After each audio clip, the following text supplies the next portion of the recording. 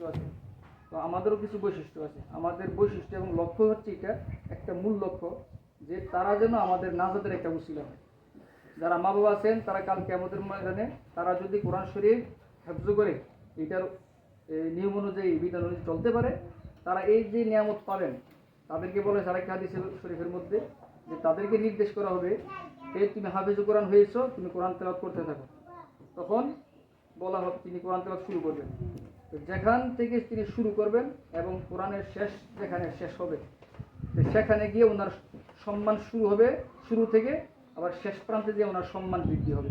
অর্থাৎ উনি যেখান থেকে শুরু করবেন সেখান থেকে ওনার পজিশন শুরু হবে। অর্থাৎ একতলা দুতলা এরকম করে করে 6666টা আয়াত কোরআন শরীফের মধ্যে রয়েছে। তো সেই ব্যক্তি যখন এই 6666টা আয়াত তেলাওয়াত করবে, ওনাকে এই 6666টা তালা বিশিষ্ট অর্থাৎ মর্যাদা বিশিষ্ট সম্মান ওনাকে দান করবে। তো এই ছেলে যখন পরিশ্রম করবে, নিজেকে গঠন করবে, এটা বাপ মার দায়িত্ব হিসেবে থাকতে হবে। বাপ মা শ্রম দিলেই হবে, কারণ তারা ছোট মানুষ, তাদের কিন্তু সেই জ্ঞান নাই। তারা একটা বুঝলে আরেকটা বুঝবে না। তাদের কাছে এখন পড়াটা কিন্তু অনেকটা কঠিন লাগবে, মানে তাদের কাছে একটা লাগবে যে আমরা পড়তে চাবো না। মানে পড়া কিন্তু এত সহজ না, আবার অনেক সহজ যখন পরিবেশের সাথে এটা এসে সবচেয়ে বিশেষভাবে যেটা করা হয়। পরিবেশ যদি ভালো হয়, মনে করেন আমাদের সমাজ যদি এরকম হতো যে সবাই এখানে পড়াশোনা করে, সন্ধ্যা হইলে সাথে সাথে সবাই পড়াশোনায় বসে যায়, রাত্রে 9টা 10টা 11টা পর্যন্ত পড়াশোনা করে, তখন দেখা যাবে আশপাশে যারা থাকবে তারা সবাই এই পরিবেশের মধ্যে চলে আসবে। এই পরিবেশের মধ্যে যদি কোনো ধরনের উচ্ছৃঙ্খলতা না হয়, কথাবার্তায় চলাফেরায় আচার আচরণে খারাপ কোনো মন্তব্য বা বিশ্রী কোনো শব্দ না শুনে, খারাপ গালিগালাজ না শুনে, তখন যদি এই পরিবেশের মধ্যে সন্তানগুলো ভালো মানুষ হবে। কিন্তু আমাদের এই পরিবেশ, বর্তমান যে পরিবেশ, এই পরিবেশের মধ্যে কিন্তু এরকম পরিবেশটা নাই।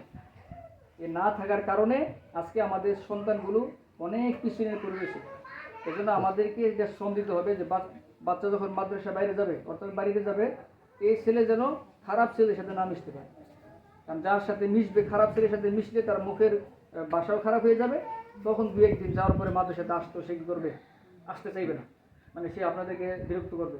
এই জন্য আপনাদের প্রতি আমার একটা উদাত্ত আহ্বান থাকবে যে আপনারা সজাগ দৃষ্টি রাখবেন সন্তানদের ভবিষ্যৎ উন্নতির জন্য, এবং তারা যেন হাফেজ কোরআন হতে পারে, আলেমে দিন হতে পারে, দিন মাযহাব মিল্লাতের ইসলামের ব্যাপক খেদমত করতে পারে, এরকমভাবে যেন গঠন হয়। এই জন্য আপনারা এখন থেকে সেটা পরিকল্পনা করবেন, সেটার জন্য আপনারা পরিশ্রম করবেন। যদি আপনাদের মাদ্রাসার মধ্যে ইনশাআল্লাহ হুজুরদের মাধ্যমে যেগুলো শুনলাম, তারা কিন্তু পর্যাপ্ত পরিমাণ চেষ্টা করতেছে, তারা শিক্ষা দিচ্ছে। এখানে অনেক ছাত্র আছে যাদের ব্রেন খুব ভালো আছে, কিছু কিছু ছাত্র একটু এদিকে থাকতে পারে। তো যাদের ব্রেন ভালো আছে তাদের থেকে আমরা জানলাম। তাহলে আপনারা যদি একটু শ্রম দেন, তাহলে কিন্তু এখান থেকে অনেক বড় বড় হাফেজ বের হবে, এখান থেকে অনেক বড় বড় আলেম বের হবে। তারা আপনাদের সুনাম অর্জন করার জন্য পুরো পৃথিবীর মধ্যে তারা বিচরণ করবে। যেমন আপনারা গিয়াসউদ্দিন তাহিরি নাম শুনছেন না, ওনাকে তো সবাই চিনে। উনি কিন্তু এরকম ছোটো সময় এরকম একটা মাদ্রাসায় পড়ছে, আস্তে আস্তে আস্তে আস্তে এই পর্যায়ে গেছে। আমাদের সন্তান যেরকম হবে না এটা তো বলা যায় না, কিন্তু আমরা শ্রম দিতে হবে।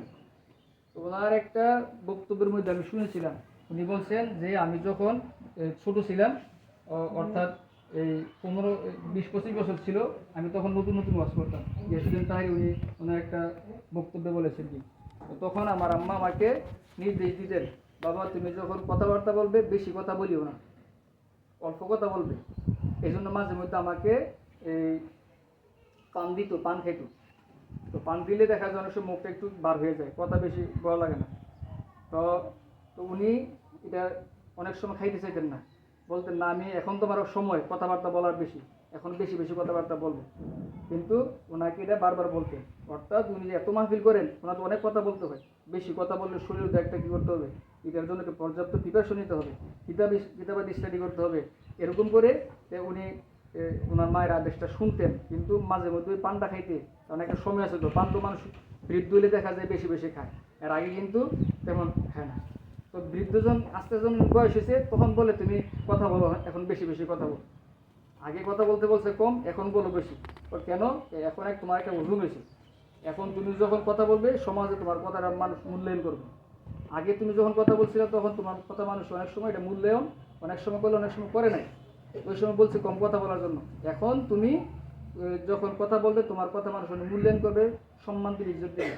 তুমি এখন কাজ করো, তখন দেখা যাচ্ছে এখন তো আর আগের মতো শরীরে যে একটা শক্তি আগে ছিল, এখন তো 40-এর পরে 45-এর পরে এমনি আর তেমন শক্তি থাকে। তো তারপরও তিনি চেষ্টা করতেছেন, খেদমত করতেছেন, আপনারা দেখছেন। তো মার কথায় উনি কিন্তু এরকম একটা গুরুত্ব দিয়েছেন। তো আমাদের ছাত্র যারা আছে, মা বাবার কাছে তারা বেশিক্ষণ থাকে। অনেক সময় দেখা যায় বাবা সবসময় তাদের কাছে থাকে না, গার্জিয়ান সবসময় দেখা যায় পুরুষ যারা থাকেন তারা অনেক সময় যারা